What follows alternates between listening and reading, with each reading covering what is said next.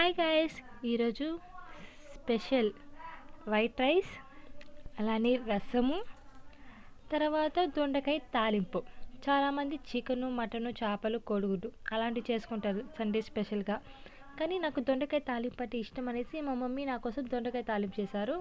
అలానే ఇంకా పాయసం చేసుకోవాలనిపించి ఇంకా నేను పాయసం చేశాను. ఒట్టి సేమియాతో జీడిపప్పు, కిస్మిస్ అన్నీ వేసి పాయసం చేసుకున్నా.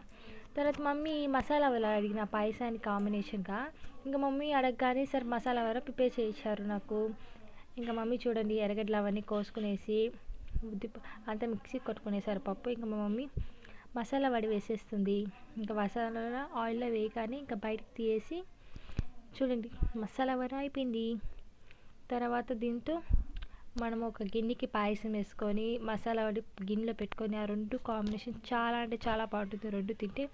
తర్వాత దొండకాయ అన్నం, ఇంకా దొండకాయ రైస్ తినేసి టేస్ట్ చాలా అంటే చాలా బాగుంది. ఇలా ఇక్కడ మీ ఇంట్లో కూడా చేసుకుంది దొండకాయ అన్నం. తర్వాత రసమన్నం.